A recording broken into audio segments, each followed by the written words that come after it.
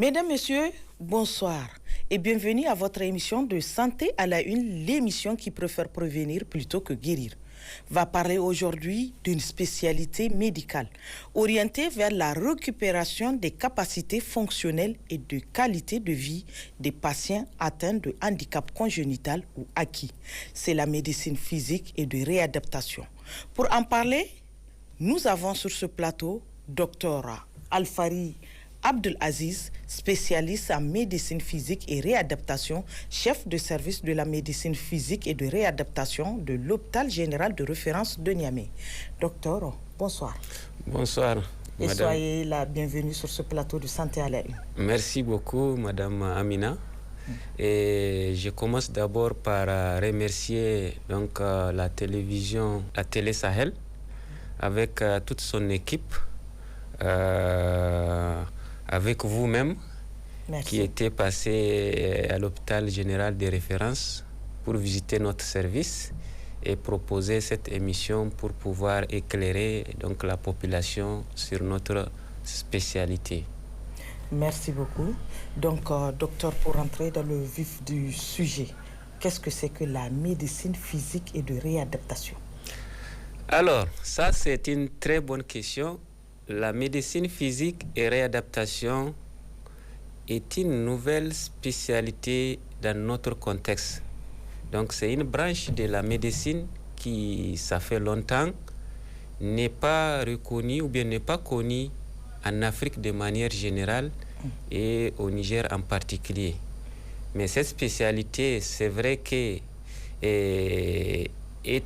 est la dernière spécialité médicale en termes d'apparition qui a pris son élan après les 2 premières guerres mondiales, vu le lot important des blessés de guerre qui se trouvent dans une situation de handicap et qu'à l'époque, il n'y avait pas une spécialité précise pour prendre des gens qui présentent un handicap, quel qu'en soit son type. Mais la médecine physique était exercée de façon anonyme. Mais c'est à partir des 2 premières guerres mondiales que ça s'est structuré et ça a été reconnu officiellement en 1967 par l'OMS comme spécialité médicale. Et cette spécialité, sa particularité, c'est de restaurer la fonction à une personne, quel qu'en soit l'organe, quelle qu'en soit la fonction qui est perdue, quelle qu'en soit la cause, eh bien c'est la spécialité qui intervient pour restaurer donc cette fonction. Et pour quel objectif? L'objectif de la spécialité, comme je l'ai dit, quand un être humain tombe malade, que ce soit par accident, que ce soit par une infection, que ce soit par une maladie avec laquelle la personne est née. L'un dans l'autre, la personne va se retrouver diminuée dans la vie. Donc l'objectif de la médecine physique et réadaptation, c'est de prendre en charge cette personne pour que son état de diminution-là puisse être géré, pour que cette personne-là récupère le maximum de ses fonctions pour assurer une vie donc meilleure, comparable aux autres qui n'ont pas ce problème-là. Donc ce qui fait que la particularité de cette spécialité, c'est de redonner à une personne sa place dans la société. C'est ça l'objectif. Voilà. Comme il faut être stigmatisé. Stigmatisé. Donc là, quelle que soit la maladie. Et donc la médecine physique prend les patients depuis le stade de prévention. Ce n'est pas les handicaps seulement. La spécialité lutte pour minimiser d'abord les séquelles, donc c'est-à-dire la prévention. Dès que les personnes ne sont pas malades, la médecine physique les prend en charge. Et quand les personnes tombent malades, elle fait tout pour minimiser les séquelles, les conséquences de la maladie sur la personne. Et en cas de séquelles déjà installées, la médecine physique cherche, coûte que coûte, à donner les moyens à cette personne, malgré ces séquelles, pour être une personne la plus autonome dans la société. Pour leur assurer une vie vraiment normale. Normale. Pour que malgré l'handicap, malgré les séquelles, que la personne ne fasse pas recours, ne se sente pas un peu discriminée, un peu diminuée dans la société. On va en venir en plus avec beaucoup de détails. Quand consulter un docteur?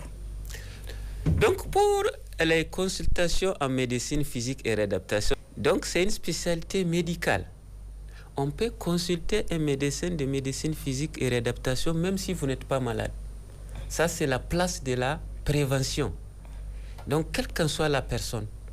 Donc, il y a donc des conseils, des mesures que nous pouvons vous prodiguer parce qu'on sait que dans notre société, chaque société a ses facteurs de risque qui les prédisposent au développement de certaines maladies. Donc nous intervenons quand quelqu'un vient en consultation qui n'est pas malade, on va voir son profil. Cette personne-là est habilitée à développer quelle pathologie dans l'avenir. Et en ce sens, il y a des conseils donc de vie, des conseils de comportement donc dans le travail, à la maison, sur le plan alimentaire. Qu'est-ce qu'il faut faire pour ne pas développer? Et surtout que si la personne nous rapporte que dans sa famille, déjà il y a telle ou telle personne qui ont développé telle maladie. Donc il y a beaucoup de conseils. Ça, c'est l'aspect préventif. Maintenant, vous faites des prévisions alors exactement. La pathologie. La pathologie. Par exemple, quand on prend quelqu'un qui est déjà obèse, qui a un surpoids, ils peuvent passer en consultation, on leur donne des conseils avant même de développer donc, les maladies liées au surpoids. Quelqu'un qui a des déformations, qui est né avec des déformations, ou bien dans l'enfance, très souvent on rencontre des enfants qui ont des malformations des pieds, eh bien ils peuvent consulter, on leur donne des conseils pour que ces enfants-là, à l'âge adulte, ne développent pas des maladies liées à ces déformations. Ça, c'est l'aspect préventif de la spécialité. Et l'aspect curatif, c'est-à-dire c'est quelqu'un qui est déjà malade. Que ce soit le début de la maladie, que ce soit à moyen terme, que ce soit à long terme, quand quelqu'un souffre d'une maladie avec des signes, à n'importe quel moment, cette personne-là peut consulter un médecin rééducateur qui va l'examiner en long, en large, trouver les différents signes, les différents problèmes dont cette personne en souffre et pour adapter les traitements donc, aux différents signes, aux différentes plaintes de la personne. S'il y a des aspects où il faut mettre des médicaments, nous mettons des médicaments. S'il y a des aspects où il faut de la rééducation, nous faisons de la rééducation. Ça, c'est pour minimiser donc, l'installation des signes. Donc ça, c'est l'aspect curatif. Maintenant, le troisième point où la médecine physique intervient, c'est là où la personne a développé sa maladie. La maladie a déjà entraîné des séquelles. Donc c'est là où on parle le plus souvent des stades de handicap. Donc c'est à ça, parce que qui dit handicap, qui dit séquelles, dit des signes ou des diminutions avec lesquelles vous allez vivre, qui vont vous diminuer dans votre vie. Donc c'est là que nous on intervient dans l'aspect de la réadaptation, c'est-à-dire pour voir quels sont les aménagements, que ce soit des outils qu'on peut vous prescrire pour être le plus autonome possible, ou bien dans votre maison, quels sont les conseils qu'on doit vous faire pour que la mobilité, l'accès à tous les dispositifs de votre maison soit facile. Si vous travaillez aussi, on va venir voir votre lieu de travail si vous avez des difficultés à accéder. Et voir avec vos responsables dans quelle mesure on peut faciliter les choses. Et il y a même un troisième aspect, quand on suit les personnes jusqu'à la phase séquelaire, on les accompagne jusqu'à ce qu'on appelle la phase de réinsertion socio-professionnelle. Nous, on ne laisse pas les malades avec le traitement seulement, la personne est guérie. Voilà, même s'il y a des difficultés, on ne les laisse pas comme ça. On les accompagne jusqu'à chez eux pour expliquer à la famille. Voilà, telle personne qui a été victime avec telle maladie, elle ne sera plus la personne comme avant. Elle est diminuée sur tel plan, sur tel plan. Par conséquent, elle a besoin d'aide sur cet aspect, ou bien quand vous allez avoir un certain nombre de comportements, il faut les comprendre. Il ne les fait pas par exprès, c'est lié à sa maladie. Et là aussi, ça c'est la maison. Et on peut, si c'est quelqu'un qui travaille, on peut aller jusqu'à voir les responsables de son service pour lui expliquer, voilà, actuellement, le poste qu'il occupe, il peut le continuer, mais il y a des conditions d'accompagnement. S'il ne peut pas assurer le même poste, on va voir est-ce que dans la boîte, il y a des postes qu'il peut occuper. Donc là, on lui change de poste avec tout un aménagement pour que ce poste-là soit facilement réalisable pour la personne. Voilà, donc l'objectif de façon ramassée donc, de notre spécialité. D'accord, docteur. Et quelle est la différence entre la médecine physique et réadaptation et la kinésithérapie? Cette question-là, c'est une question qui me plaît beaucoup. Parce que vous savez, comme je l'ai dit, la médecine physique et réadaptation est une spécialité nouvelle dans notre contexte. Moi, je suis le premier à avoir pensé à cette spécialité au Niger. Donc, je suis allé la faire donc, à l'extérieur. Et donc, en la faisant à l'extérieur, tous ceux qui apprennent que j'ai fait, ils me disent, bon, il fait la kinésithérapie. C'est ça. Voilà. Maintenant, pour vous dire que jusqu'à présent, même les professionnels de la santé, qui sont les plus anciens, ont des difficultés à faire la différence entre la médecine physique et réadaptation et la kinésithérapie. Mais je profite avec ce plateau pour expliquer à toute la population de façon vraiment claire la différence. Vous savez, la médecine, quand on prend la médecine, c'est-à-dire quand vous partez dans les hôpitaux, quels qu'en soient les services que vous prenez, hein, pour mieux traiter les patients, il y a ceux qui ont fait la médecine, c'est-à-dire ils ont fait une faculté de médecine. Tout à fait. Certains se sont arrêtés là-bas, donc on les appelle médecins généralistes. D'autres ont continué pour aller faire des spécialités dans des domaines bien précis. Donc ça, c'est des médecins spécialistes. Maintenant, que ce soit un médecin généraliste spécialiste, il constitue le corps médical donc, de la profession. Maintenant, il y a d'autres personnes qui travaillent toujours dans les domaines de la santé, dans les hôpitaux, mais qui, eux, n'ont pas fait les facultés de médecine. Ils ont fait des écoles, ils ont fait des instituts. Donc, et on les appelle des professionnels paramédicaux parce qu'ils ne sont pas des médecins. Et leur formation de base, le plus souvent, c'est 3 ans. Et avec ces 3 ans, la personne peut faire des petites formations supplémentaires pour avoir le master. Ceux qui veulent évoluer dans le domaine de la recherche peuvent aller jusqu'au PhD. Donc, mais il reste toujours les professionnels paramédicaux de la santé. Alors que le médecin, le premier diplôme qu'il a, c'est Bac plus 7. Après ce Bac plus 7-là, celui qui va faire la spécialité va faire minimum 3 ans. Mais dans la plupart des cas en médecine, c'est minimum 4 ans. 4 ans, 5 ans, 6 ans. Et là, ils sont des médecins. Alors, pour revenir à votre question, la différence entre la kinésithérapie et la médecine physique et réadaptation. La médecine physique et réadaptation est le volet médical de la rééducation. La kinésithérapie fait partie des professions paramédicales de la rééducation. Et pour vous faire terre à terre, pour que vous compreniez, quand vous partez par exemple à la maternité, le corps médical, ce sont les gynécologues obstétriciens. Le corps médical, paramédical, ce sont les infirmiers et les sages-femmes. Et les sages-femmes, tout à fait. Quand vous partez dans les autres services, vous allez voir les cardiologues, ce sont le corps médical. Les infirmiers sont les corps paramédicaux. Maintenant, quand vous venez en médecine physique et réadaptation, le corps médical, c'est ce qu'on appelle les médecins de médecine physique et réadaptation ou médecins rééducateurs. Maintenant, le corps paramédical, on a jusqu'à une dizaine. C'est eux qui sont habilités à faire la kinésithérapie. Les gestes techniques. Non, la dizaine, là, chacun a son rôle. Ah, d'accord. Donc, parmi la dizaine, quand vous venez dans un service de rééducation, parce que c'est les plus grands services généralement en termes de prise en charge des patients, parce qu'ils ont des hospitalisations, il y en a ceux qui viennent qui ne sont pas hospitalisés, qui sont vus en consultation, ceux qui doivent être hospitalisés vont être hospitalisés, ceux qui doivent faire ce qu'on appelle la prise en charge ambulatoire, on les fait la prise en charge ambulatoire. Maintenant, parmi la dizaine de professionnels paramédicaux avec lesquels un médecin rééducateur doit travailler dans un service, de médecine physique et réadaptation, il y a tout d'abord les infirmiers. Parce qu'il y a les patients qui sont hospitalisés, la prise en charge, la prise des températures, des constantes, l'injection des médicaments, tout. Maintenant, deuxièmement, il y a les kinésithérapeutes.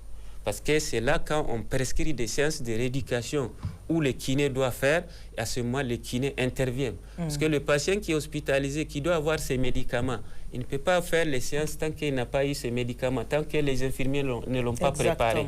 Donc, il faut qu'il soit préparé. S'il y a des soucis, les infirmiers informent les médecins. Si tout est OK, que les séances de la matinée, le kiné va venir. Maintenant, en dehors des kinés, les kinésithérapeutes, il y a d'autres professionnels paramédicaux du moins, par exemple les ergothérapeutes qui interviennent aussi dans la prise en charge des patients, mais c'est surtout quand il y a des déficits des membres supérieurs. Il y a les orthophonistes qui interviennent aussi surtout quand il y a des troubles du langage et des troubles du fait d'avaler des aliments. Tout ça, c'est quand le médecin rééducateur fait son examen disciplinaire, il fait son protocole et il fait la prescription pour chaque technicien. L'infirmier, voilà ce que tu dois faire sur le patient. Le kinésithérapeute, voilà ce que tu dois faire sur le patient. L'orthophoniste, voilà ce que tu dois faire sur le patient. L'ergothérapeute, le psychomotricien, le psychologue, le nutritionniste. Vous voyez, il y en a les orthoprothésistes, c'est eux qui fabriquent les attelles, les corsets. Donc, si le patient a des déformations, on veut corriger, donc on envoie les orthoprothésistes pour pouvoir fabriquer ce qu'on veut, les orthèses en fonction de la maladie. Donc, tout ce beau monde constitue le personnel paramédical qui travaille dans un service de médecine physique et réadaptation, donc qui appuie le médecin donc, dans la prise en charge des patients. Donc, voilà la différence. Le kinésithérapeute est un technicien paramédical de la santé, le médecin de médecine physique et le corps médical. Voilà. Donc, un patient qui doit rentrer dans un service de médecine physique et réadaptation doit passer par le médecin en consultation d'abord. Celui qui pose le diagnostic, il fait ses indications. À ce moment, il fait les prescriptions pour les différents techniciens qui sont dans le service. Voilà. Donc, pour vous dire que avant, les gens faisaient ce qu'on appelle dérogation de pouvoir parce qu'il n'y avait pas de médecins rééducateurs. Donc, les kinésithérapeutes font d'office des gens qui consultent en même temps qu'ils prennent en charge. Et ça existe même maintenant quand vous partez dans la brousse. Les CSI où il n'y a pas de médecins généralistes, c'est les infirmiers qui consultent et qui font les soins. Mais dans certains hôpitaux. Mais de plus en plus, les médecins viennent, eh bien, les infirmiers ne consultent plus. Ils se limitent à leurs soins donc, techniques. Et donc, c'est la même chose que la kinésithérapie. De plus en plus, les médecins rééducateurs sont en train de venir. Donc, les kinés n'ont pas la prérogative de consulter parce que ça ne fait pas partie donc, de leur profession. Donc, c'est des paramédicaux, ils ne sont pas des médecins. Par conséquent, ils ne peuvent pas faire une démarche médicale. Donc, mais il y a aussi l'autre difficulté que vous n'êtes pas nombreux. Oui, c'est pourquoi j'ai dit, on n'est pas nombreux pour le moment, on est 3 seulement. Voilà. Donc c'est pourquoi j'ai dit ça continue toujours pour tout le Niger. Vraiment. Donc jusqu'à présent, il y a des centres où voilà, c'est des kinésithérapeutes qui gèrent. Donc ils vont continuer toujours à prendre les patients. Voilà, en attendant que petit à petit, les médecins de médecine physique viennent pour prendre leur place. Donc chacun a sa place dans la prise en charge donc, des patients. Donc même si les médecins rééducateurs vont occuper tous les services de rééducation, les kinésithérapeutes vont rester, ils ont leur place dans la prise en charge des patients.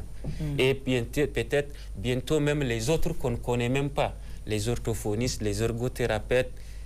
La preuve, quand vous partez à l'hôpital national, actuellement il y a un médecin rééducateur, mais il y a les kinésithérapeutes et il y a les orthoprothésistes qui fabriquent les corsets et autres. Mais ils sont tous coordonnés sous la coordination du médecin rééducateur. Ah d'accord. Voilà.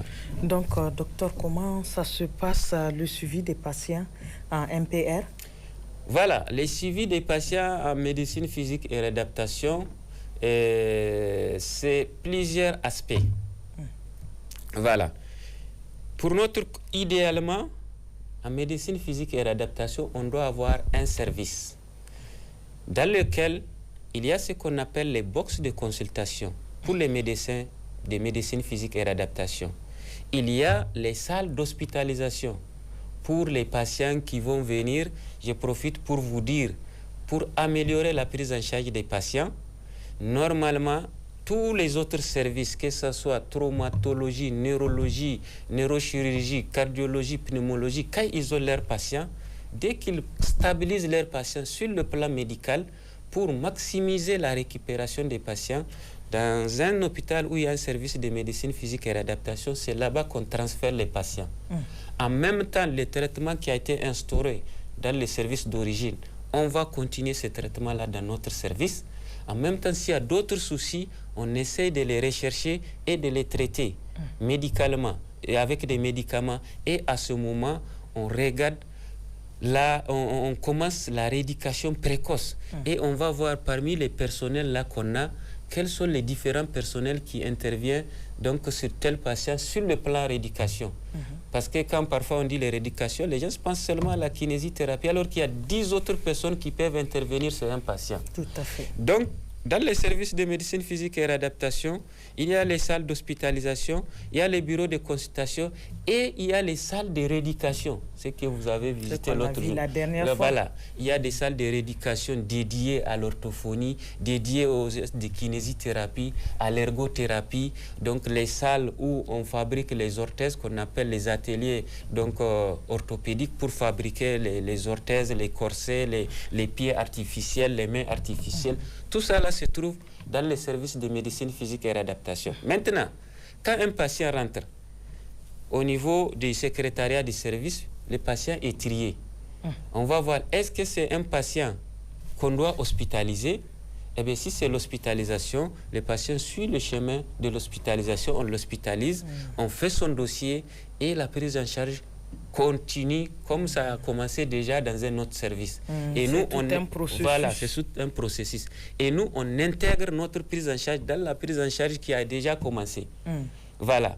Maintenant, plus le patient évolue, donc on le suit avec la rééducation, avec les médicaments, jusqu'à ce que le patient récupère le maximum possible, où il peut retourner à la maison. Donc on lui fait son report, il retourne à la maison avec des programmes de suivi, voilà, des visites-retour où on lui donne son calendrier. Entre-temps, dans cette procédure, si le patient complique sa situation, eh bien on regarde sa situation là qui est compliquée, ça concerne quelle spécialité? À ce moment, on fait intervenir le spécialiste en question pour pouvoir, si le patient peut être géré dans son domaine, dans le service, il donne ses consignes, on l'intègre dans le traitement. Si le patient doit retourner dans son service, on fait retourner le patient. Quand il l'aura stabilisé, le patient repasse chez nous. Voilà, ça c'est l'aspect des hospitalisations complètes. Maintenant, il y a ce qu'on appelle la prise en charge en ambulatoire. Actuellement, c'est ce qu'on a à l'hôpital général de référence, tout comme à l'hôpital national, parce qu'on n'a pas encore d'abord des lits d'hospitalisation. Donc ça veut dire que c'est des patients qui ont été pris en charge dans d'autres services, ou bien des patients que nous-mêmes nous avons consultés, qui sont venus à notre consultation directement. On les a diagnostiqués, il n'y a pas la nécessité de les hospitaliser, mais on a mis nos médicaments, on a prescrit des séances. Donc ces patients-là vont venir, seront une fréquence qu'on aura établie dans les services. Ils vont venir 1 jour, 2 jours, 3 jours, tous les jours, et bénéficier de leurs séances, et ils retournent à la maison. Jusqu'à la fin des séances, quand le patient est guéri, on le déclare guéri, voilà, il continue sa vie. Si ça n'est pas guéri, on continue les séances jusqu'à ce que la personne récupère le maximum. Donc ça, c'est l'hospitalisation en ambulatoire. Donc voilà les différentes manières que nous prenons en charge les patients dans notre service. D'accord, docteur. Donc avant de continuer, nous allons suivre le témoignage de certains patients sur leur pathologie en MPR.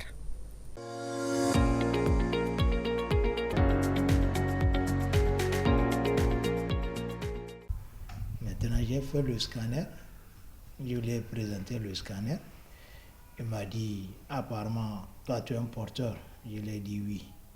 Il dit, bon, c'est pas si étonnant, mais du cliché du scanner, il a vu les os et l'organisme a commencé à se rétrécir. Donc de là, il m'a dit, donc c'est pas si compliqué, mais il va falloir aussi diminuer l'intensité du sport que vous faites chaque fois. J'ai dit, je lui ai expliqué que comme quoi j'ai quitté même l'unité. Je suis à l'intérieur. On est à moi à l'intérieur, qui dit porteur, dit physiquement. Il faut chaque fois être motivé en sport. Donc, l'ignorance a fait en sorte que quand j'étais retourné, vous savez, tant qu'on dit que la personne est malade, peut-être que c'est dû au sport, tout ça là. Je continue à vaquer le sport. Mais pas comme avant. Mais néanmoins, je continuais le sport. Et jusqu'à un certain moment où j'ai commencé à avoir des douleurs au niveau du dos. C'est difficile pour moi de marcher. Même m'asseoir, c'est des problèmes. À un moment donné, jusqu'à ce que ça m'a amené, je ne pouvais même pas me tenir. Pour que j'arrive à me tenir, il faut que je prenne quelque chose, il faut qu'on me prenne 2 fois. Un jour encore, à l'intérieur, je suis retourné voir le médecin.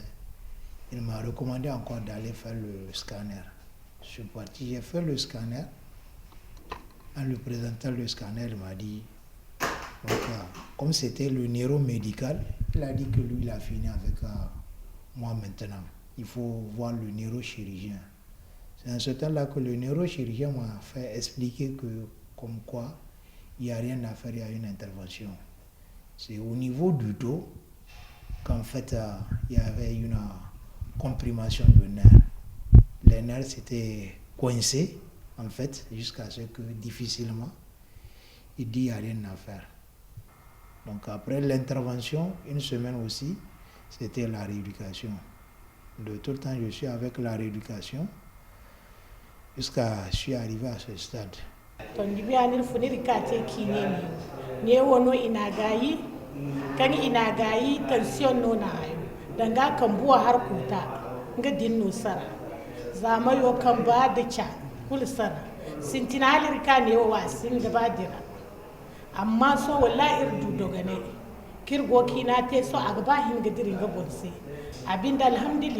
Voilà, docteur, c'était là le témoignage de quelques patients.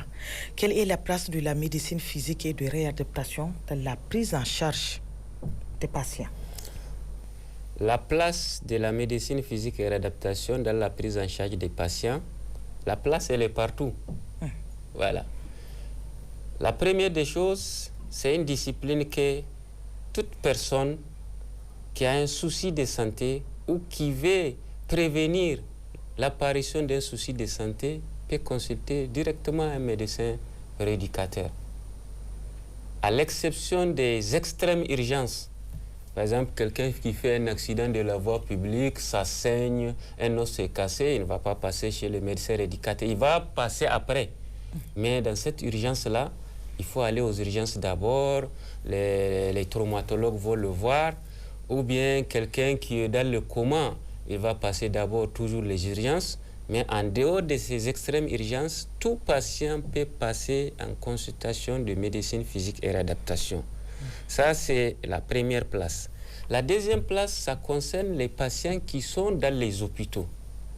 Eh bien, quelle qu'en soit la situation, même si c'est en extrême urgence, le patient est venu aux urgences ou en réanimation, dès qu'on a stabilisé les fonctions vitales, c'est-à-dire sa vie n'est plus en danger, donc les médecins qui sont dans les urgences ou en réanimation peuvent appeler le médecin rééducateur pour son avis. Parce que rien que certains positionnements, rien que certaines techniques que le médecin rééducateur va conseiller, va contribuer donc à sauver la vie donc, de la personne et à prévenir certaines complications qui, si on les fait, vont se développer avec l'hospitalisation aux urgences.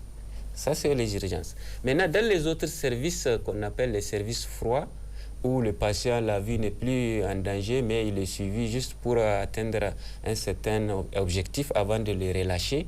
Et c'est le lieu là où il faut nécessairement, toutes spécialités confondues, il faut nécessairement appeler les médecins rééducateurs pour la prise en charge. Parce que quand vous prenez les patients en charge, il y a 3 volets.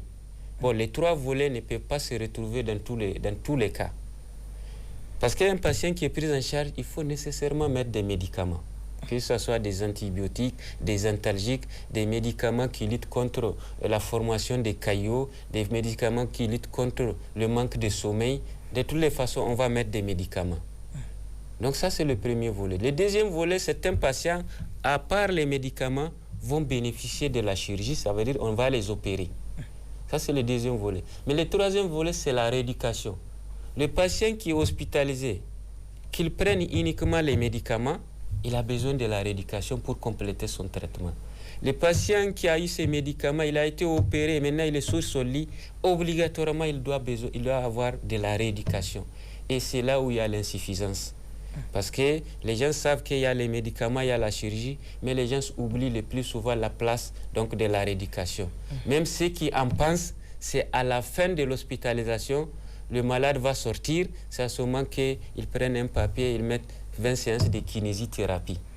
Eh bien, 20 séances de kinésithérapie, la personne a déjà développé des séquelles, donc des insuffisances, alors qu'on aurait pu les prévenir si on avait demandé l'avis des médecins rééducateurs dès le début qui vont donner des consignes à l'équipe soignante de ce service. Oui, oui.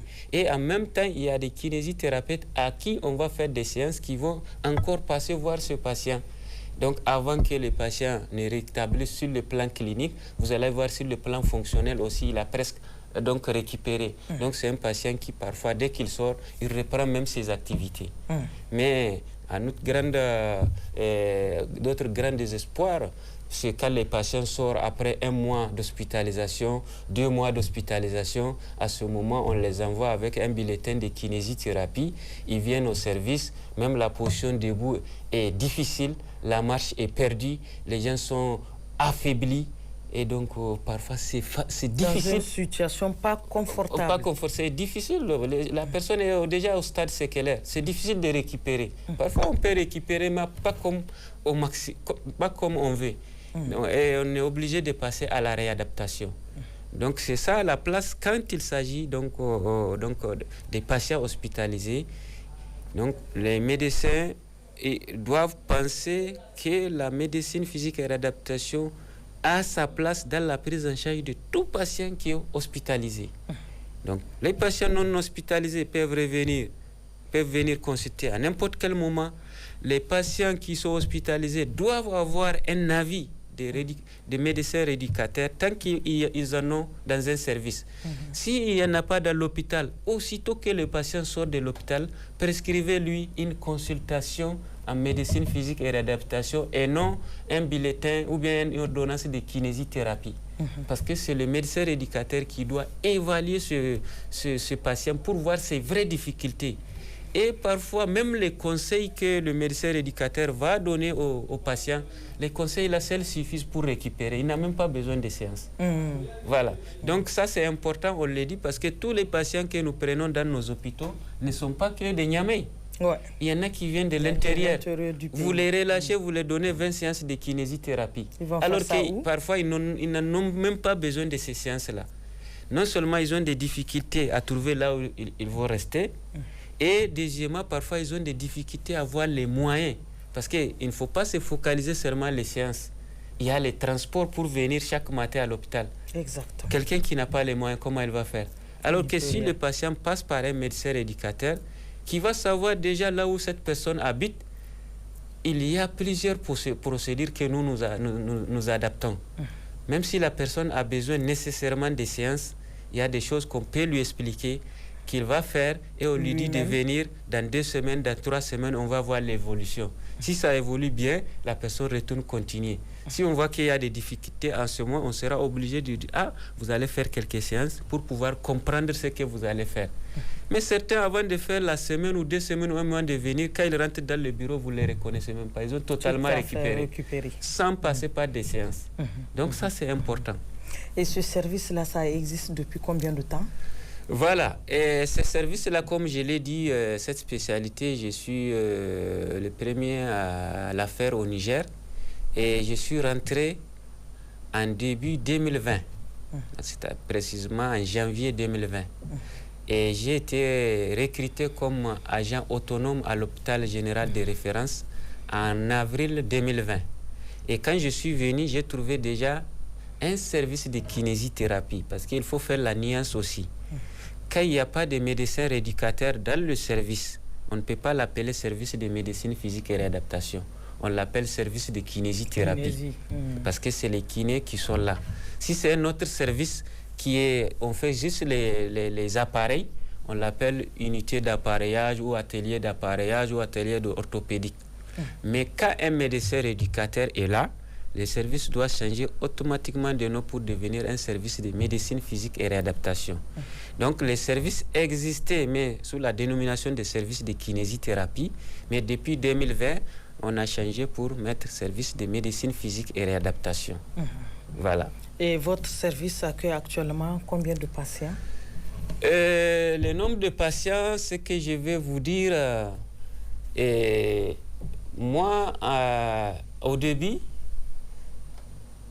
parce que les actes de rééducation, normalement, ce ne sont pas les prérogatives du médecin rééducateur. Mais le médecin rééducateur peut les faire. C'est comme quand vous prenez n'importe quel médecin. En tout cas, il est censé savoir faire les soins. Donc, le préliminaire, les soins. Par exemple, quand moi, je suis médecin, j'ai un parent à la maison qui fait un palu. Je ne vais pas dire que je suis médecin, mais je ne sais pas savoir placer une perfusion, faire des injections. Ça fait partie de ma formation. Mais si je suis dans un service avec les infirmiers, ce n'est pas mon rôle. Moi, j'ai fait les diagnostics, j'ai fait les indications et les infirmiers vont exécuter les traitements. Donc, c'est la même chose. Quand je suis venu au début, les gens ne connaissaient pas la spécialité encore. J'ai reçu peu de consultations. Donc, à l'époque, je faisais aussi des soins de rééducation de façon générale. Donc, ce qui fait que le moment où j'ai commencé, quand les gens ont commencé à savoir l'importance de la spécialité, donc je commençais à consulter. Donc, pour dire, actuellement, dans le mois, je consulte entre 150 à 200 patients par mois en consultation. Et dans l'année, quand on fait généralement les statistiques, les consultations que je vois, consultations directes, tournent autour de 1000 à 1400, voire 1500. Surtout que tout récemment, il y a un deuxième médecin rééducateur qui a fini et qu'on a affecté dans notre service. Donc, c'est aussi, ça a contribué donc, à augmenter le nombre de consultations. Ça, c'est uniquement les consultations. Mais quand on voit les gestes techniques, c'est-à-dire ce que on consulte, on envoie pour faire les séances de rééducation ou ce que les autres médecins qui sont ailleurs envoient les patients pour faire la rééducation, eh bien là, mensuellement, les gestes techniques qu'on fait tournent entre 1000 à 1400 gestes techniques mensuels. Donc, quand on voit par jour, il y a entre 60 à 80, voire 100 passages donc, par jour dans les services. Et donc, et là, il faut noter qu'il n'y a que les médecins et les kinésithérapeutes. Imaginez s'il y a les autres professionnels dont j'avais cité en début, les ergothérapeutes, les orthophonistes, les orthoprothésistes, qui allaient avoir aussi des patients qui vont passer à leur niveau. Donc, c'est tout un monde qui passe par jour dans un service de médecine physique et réadaptation. Et dans l'année, vraiment, c'est des chiffres exorbitants. Et qui peut devenir médecin MPR? Ah, ça, c'est simple. La médecine physique et réadaptation, pour devenir un médecin MPR, comme je l'ai dit, c'est une branche de la médecine. C'est une spécialité médicale. N'importe quel médecin généraliste qui a fini sa formation de médecine générale, eh bien, s'il le désire, peut aller se spécialiser en médecine physique et réadaptation, comme en cardiologie, comme en neurologie, comme en neurochirurgie. Donc, c'est juste un choix. Maintenant, la seule difficulté est que moi, le moment où je l'ai faite, dans toute l'Afrique noire, il n'y a que la Côte d'Ivoire seulement qui fait cette formation. Et je vous dis, la Côte d'Ivoire a commencé à avoir son premier médecin rééducateur depuis dans les années 60. Machallah. Voilà, et c'est une dame. Nous sommes trop en retard. Trop en retard.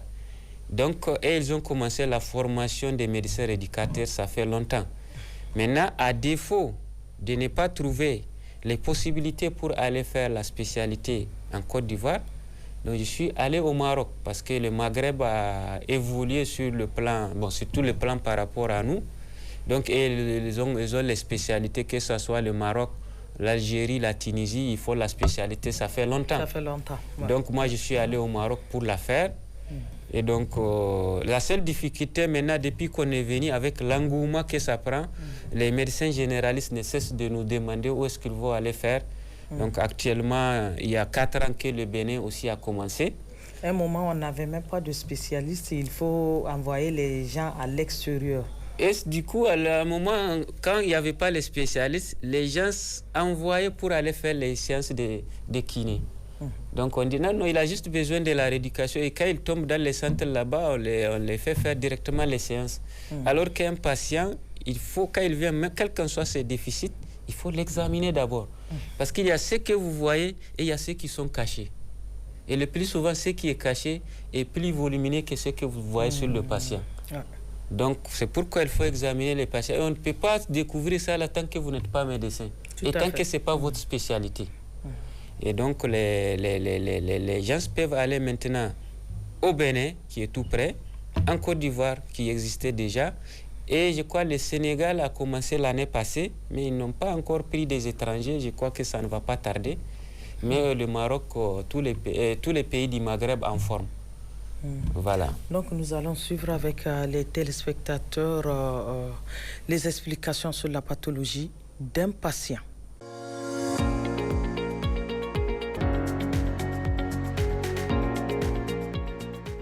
J'ai un sujet âgé de 47 ans, donc, qui est professionnel des forces de défense et de sécurité, qui a été envoyé pour des douleurs au niveau du dos, avec quelques difficultés urinaires. Et son problème remonte il y a 4 ans, où il avait développé des douleurs intenses au niveau du dos. C'était à Zender. Il a consulté, on avait trouvé qu'il y a des problèmes de dos qu'il fallait opérer. Il a été opéré une première fois, les douleurs se sont améliorées. Et quelques mois après, un beau jour, eh bien, les douleurs sont revenues, comme d'habitude, en bloquant le dos. Donc on a fait des explorations et on a trouvé que le problème du dos est revenu. Mais cette fois-ci, à Zender, on ne peut plus l'opérer, il faut l'amener à Niamey. Donc ce qui fait qu'il a été pris en charge à l'hôpital général de référence par l'équipe de neurochirurgie qui ont encore opéré. Ils ont libéré et après les douleurs ont beaucoup diminué, mais il persiste des troubles urinaires parce que vous savez, le bas du dos, c'est là où il y a les organes qui contrôlent les urines, les selles. Donc parfois après la chirurgie, il y a des petites difficultés comme ça qui persistent avec des douleurs résiduelles. Donc c'est pour cela qu'il a fait des séances de rééducation chez des kinés, mais sans passer par la consultation du médecin rééducateur. Après, on l'a conseillé de venir me voir en consultation pour continuer la prise en charge. Donc c'est pourquoi là, aujourd'hui, je l'ai vu en consultation. Voilà, vous avez vu avec vous au niveau des différents tests et qu'il y a la douleur qui persiste toujours. Il y a la faiblesse au niveau des pieds, parce que les pieds, les urines, les selles sont toujours commandés par la moelle, la partie terminale qui passe dans le bas du dos. Donc parfois quand on touche, eh bien, il faut des mois et des années pour pouvoir récupérer totalement. Parfois on ne récupère pas. Mais toujours est-il dit à son âge, les problèmes de dos précoces, parfois il faut bien examiner pour trouver d'autres problèmes qui préexistaient depuis l'enfance qu'on est né avec. Ce qui nous a amené en faisant ces tests, on voit qu'au niveau des hanches, eh bien, il n'a pas les mêmes mouvements que quelqu'un qui a les hanches normales. Et donc c'est ce qui probablement a retenti sur le dos parce que la hanche et le bas du dos travaillent en complémentarité. Si un manque et le bas du dos ou la hanche a une limitation dans sa partie, eh bien c'est l'autre qui essaie de prendre le relais. Donc en s'utilisant beaucoup, eh bien, parfois, ils s'usent précocement et ce qui peut donner des problèmes récidivants comme ça. Et vous avez vu quand on a fait la mobilisation des deux hanches, on a vu que les deux mouvements ne sont pas comme les mouvements normaux, comme chez un sujet, et donc comme dans la population générale. Docteur, certains patients vous arrivent dans quel état à l'hôpital? Déjà, nous ne prenons pas les patients dans les états d'urgence. Néanmoins, il y a des patients qui ont été pris en charge chez nous, qui sont tellement satisfaits, ou bien certaines personnes à qui on a parlé de ce qu'on fait dans notre service. Vous allez voir, quel que soit leur état, même si c'est une extrême urgence, eh bien, ils viennent directement chez nous. On est obligé, malheureusement, dans des cas d'urgence, certaines urgences, on ne peut pas les prendre dans notre service, surtout qu'on n'a pas d'hospitalisation. On est obligé de les faire retourner aux urgences. Parfois, ne serait-ce que d'aller donner des consignes dans la prise en charge du malade. Et après, on dit au malade, quand tout se calme, donc de revenir pour continuer la prise en charge. Mais généralement, les patients que nous avons, c'est des patients qui sont plus ou moins stables après leur épisode aigu, mais chez qui ça persiste, soit des problèmes de marche, des problèmes d'équilibre, des problèmes urinaires ou des problèmes de sel, des problèmes de langage, des problèmes intellectuels tels que les oublis, le manque de concentration ou bien de la fatigabilité. Et surtout, les malades qu'on a beaucoup, c'est des malades qui se plaignent de douleurs. Des malades qui ont des douleurs, quel qu'en soit l'endroit, des douleurs chroniques. Il y a d'autres qui ne peuvent pas s'asseoir. Qui ne peuvent pas s'asseoir exactement. Donc, parce qu'il y a eu soit des problèmes au dos ou problèmes de genoux. Il y en a qui ne peuvent même pas dormir. Et tous ces patients-là, on les a en consultation. Mais quand vous regardez, la majeure partie, c'est ceux qui viennent pour des douleurs. Et ces douleurs-là peuvent être au dos, aux hanches, aux genoux, dans les muscles, partout, au cou. Et pourtant, des douleurs, parfois des douleurs qu'ils ont traînées pendant des années et des années. Parfois, c'est des douleurs d'apparition récente. Et donc, tous ces patients viennent. Le plus souvent, on les prend. Donc, pour calmer d'abord ce qui gêne le patient le plus, on met les traitements. À ce moment, on demande des examens pour pouvoir trouver la cause. Qu'est-ce qui est à la base de ça? C'est seulement quand on aura trouvé la cause qu'on va maintenant donc, protocoliser donc, le bon traitement. Si c'est à notre niveau seul, on le fait. S'il faut faire recours à d'autres spécialités, on les appelle, on les informe. Et parfois, certains patients vont ressortir chez nous pour aller dans d'autres spécialités, faire une partie du traitement avant de revenir chez nous pour continuer. Mais comme je l'ai dit, pour le moment, aucun cas d'urgence ne vient dans notre service, mais on a toutes les formes de pathologies d'urgence grabataires qui sont toujours couchés, qui ne sont pas conscients parce que la maladie a duré longtemps, sont couchés avec des escarres, avec la dénutrition. D'autres nous viennent sur fauteuil roulant, ça fait des années qu'ils ne marchent pas. D'autres viennent en marchant mais en utilisant des cannes. D'autres aussi viennent en marchant sans utilisation de cannes, mais ils ont des soucis, des difficultés à mobiliser un membre, à se tenir correctement debout. Donc vraiment, c'est un fourre-tout. On a tous les patients donc, que nous voyons. Quel projet avez-vous pour le Niger? Oui, le projet là, depuis mon arrivée, moi j'ai essayé de voir que ce soit au niveau des hôpitaux, que ce soit au niveau du ministère, que vraiment la prise en charge de notre population n'est pas complète.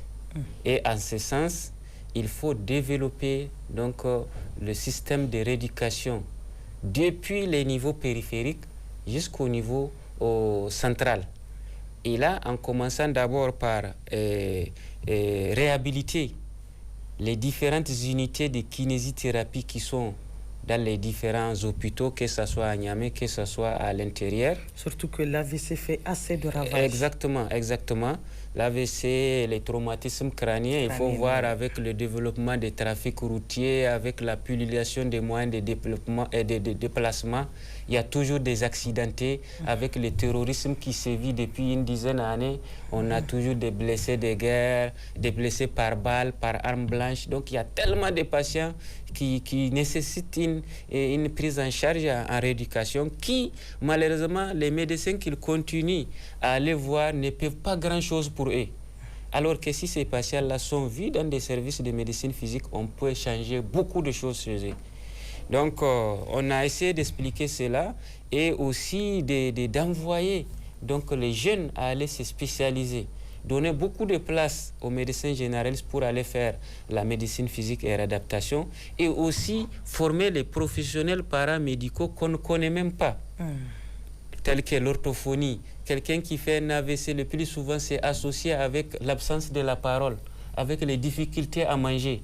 Eh bien, les techniciens qui s'occupent de ça, c'est l'orthophoniste.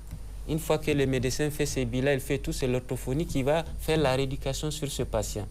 Donc, vraiment, ce projet pour aller envoyer la jeunesse, au lieu d'aller faire que des soins infirmiers, il n'y a même pas d'emploi. Mais si ces jeunes-là partent faire l'orthophonie, l'ergothérapie, la psychomotricité, mais quand ils vont venir, c'est facile, ils vont trouver. Mais là, il faut qu'au niveau du ministère, qu'on reconnaisse ces formations-là et qu'on ouvre des postes pour que les gens partent. Maintenant, mon projet personnel, depuis que je suis arrivé, donc je suis dans une démarche pour pouvoir, parce que vous avez vu notre service, on dit un service de médecine physique et réadaptation et nous sommes à l'étage. Et vous connaissez le profil de nos patients. Même ceux qui n'ont pas de problème, si les ascenseurs ne marchent pas, il y a beaucoup de gens qui ont des difficultés à faire les escaliers pour aller au service. Partout dans le monde, les services de médecine physique, c'est au rez-de-chaussée. Donc, depuis mon arrivée, j'ai dit à l'administration, il faut qu'on trouve un espace, et déjà l'hôpital a un espace. Donc, pour créer un service en bonne et due forme de médecine physique et réadaptation avec des hospitalisations. Comme ça, on va décongestionner même les autres services, déjà la traumato, la neurochirurgie, la neurologie, qui gardent des patients qui ne sont pas en réalité leurs patients et qui auront une meilleure prise en charge quand ils sont hospitalisés en service de médecine physique et réadaptation. Maintenant, nous sommes dans ce projet. On a fait déjà des études préliminaires. Maintenant, c'est un peu compliqué parce qu'il faut avoir des expériences, aller chez qui ont des expériences pour ne serait-ce que l'architecture, les appareils, leur installation, avoir un budget global pour pouvoir proposer à l'État. Donc nous sommes à ce stade et on espère que peut-être d'ici quelques années, avec l'appui des autorités et des bonnes volontés, on peut monter un service de médecine physique et réadaptation. Et ce que je profite de dire, parce que la réadaptation concerne tout le monde. Personne n'est échappé. Parce que moi, dans notre service-là, il n'y a pas quelqu'un qu'on n'a pas vu. Même les personnes en bonne santé. Même les bonnes santé. Non, c'est pour vous dire qu'il y a des personnes qui peuvent décider aujourd'hui pour faire des choses. Mais comme parfois, aujourd'hui, ils ont la possibilité d'aller en Turquie, en France, à l'extérieur, même si on les parle, ils ne font pas prendre le problème au sérieux. Mais dans 10 ans, dans 20 ans, il y aura plus ces possibilités, ils vont se retrouver ici. Donc, il n'y a pas quelqu'un que moi, je n'ai pas vu, donc, qui ont occupé des grands postes de par le passé, mais qui aujourd'hui viennent au service. Quand ils viennent, on ne sait même pas si c'est la personne. C'est ça. Donc, c'est un projet qui n'est pas pour moi, qui n'est pas pour l'hôpital général de référence, mais c'est pour tous les Nigériens. Parce que tout le monde aura besoin de ces services un jour. D'accord, docteur. Même si vous n'avez pas une maladie, rien que par la vieillesse, vous aurez besoin de ces services un jour. Tout à fait. Oui. Quel appel avez-vous à lancer à l'endroit de la population et à l'État pour une meilleure prise en charge? Voilà, l'appel que j'ai pour la population d'abord, que la population sache que toute personne, que vous soyez malade ou pas, si vous avez besoin de conseils, vous pouvez directement consulter dans un service de médecine physique et réadaptation. Vous pouvez consulter un médecin éducateur. Donc, pour savoir quelle attitude vous pouvez adapter dans votre vie pour prévenir beaucoup de maladies. On voit des gens, on les dit, allez faire du sport. Et mais quand on voit les gens comme ils font le sport, certains ils partent une seule fois, 2 fois, ils ne partent plus. Parce qu'aller faire du sport seulement, ça ne veut rien dire. Il faut dire en fonction de la personne, qu'est-ce qu'il faut faire, qu'est-ce qu'il ne faut pas faire. Donc les gens peuvent, la population peut venir rien que pour des conseils, et la population peut venir quelle qu'en soit la pathologie, tant que ce n'est pas une extrême urgence. Vous pouvez demander une consultation en médecine physique et réadaptation. Si on peut prendre la personne en charge, on la prend. Si la personne doit être réorientée chez un autre spécialiste avant de revenir aussi, on le fera. Maintenant, au niveau des autorités politiques de l'État, effectivement, c'est de tout faire. Donc, pour améliorer la capacité de prise en charge et d'accueil des services, donc que ce soit des kinésithérapies, parce qu'à l'intérieur jusqu'à présent c'est des services de kinésithérapie. Mais ici à Niamey, on a des services de médecine physique et réadaptation. Donc vraiment de les réhabiliter, les agrandir, les équiper et aussi recruter du personnel pour ces services-là. Et deuxièmement, vraiment il faut envoyer la jeunesse, donc donner des bourses à la jeunesse. Non seulement les médecins pour aller faire la spécialité, mais aussi les bacheliers pour aller faire les professions paramédicales qu'on ne connaît pas. Je vous dis, on a un orthophoniste actuellement qui est venu, ça fait 2 ans. Le seul qui a fait la formation d'orthophonie pure. Ça fait 2 ans qu'il est là. Moi, j'ai déposé des dossiers pour qu'on puisse les recruter afin de renforcer notre équipe à l'hôpital général de référence. Mais jusqu'à là, il est là en train d'errer dans les cliniques. Ni chez nous, ni à l'hôpital national, ni à la Mordée. Alors que son apport peut être très important pour tous les hôpitaux. Surtout dans la prise en charge des patients victimes d'AVC, de traumatismes crâniens, tout ce qui touche la tête. Mais aussi chez les enfants qui ont un retard scolaire. C'est l'orthophonie qui les aide beaucoup. Donc vraiment, il faut que l'État fournisse des efforts dans le recrutement de ceux qui sont là, mais aussi envoyer certains pour faire la formation pour mieux développer cette spécialité. Je vous dis la spécialité qui est non connue ici. Parce que moi, j'ai fait une partie de mes études en France. Ils sont à 3000 médecins de médecine physique et d'adaptation maintenant. Algérie à côté. Tout récemment, j'étais à un congrès des Africains de la MPR en Tunisie. Quand on a fait l'état des lieux en Afrique, l'Algérie a 1200 médecins éducateurs. Tout près. Nous, on a 3. Mais nous aussi, on est mieux que certains pays, parce qu'il y a certains pays qui n'en ont même pas, une connaissance pas jusqu'à présent. Et aussi, l'État doit nous appuyer, nous accompagner dans la mise en place des services de médecine physique en bonne et due forme qui répondent aux normes standards avec hospitalisation, tout. Si l'État fait ça là, il y a beaucoup de gens que l'État lui-même évacue pour aller à l'extérieur parce qu'il n'y a pas une prise en charge qui coûte plus cher que la rééducation. Parce que c'est là-bas vous allez garder quelqu'un pendant 2 mois, 3 mois, 6 mois, 1 an. Et imaginez quelqu'un qu'on prend 6 mois ou 1 an à l'extérieur et c'est l'État qui paye. Oui, c'est colossal. Donc ça va diminuer vraiment donc, le coût à l'État si on a des services comme ça. D'accord, docteur. Merci beaucoup. Je vous en prie. Merci pour ces précisions. Merci et beaucoup. Merci d'être avec nous. Merci, c'est à moi de vous remercier pour me donner l'opportunité de parler sur ce plateau afin d'éveiller la population sur cette spécialité qui n'est pas connue et pourtant qui a une grande place dans la prise en charge des patients. Vraiment, je vous dis merci et je crois qu'on aura l'occasion pour parler sur d'autres pathologies. Peut-être sur des pathologies une à une ou bien sur des comportements que les gens doivent faire. D'accord. La médecine physique est de réadaptation et de minimiser les conséquences de l'accident ou de la maladie, tant sur le plan fonctionnel et physique, clinique que psychologique et social, afin de réintégrer le patient à la place qui lui convient, le mieux dans la société ou de lui conserver sa place. C'est ici que prend fin ce numéro de Santé à la Une. Merci à tous de l'avoir suivi.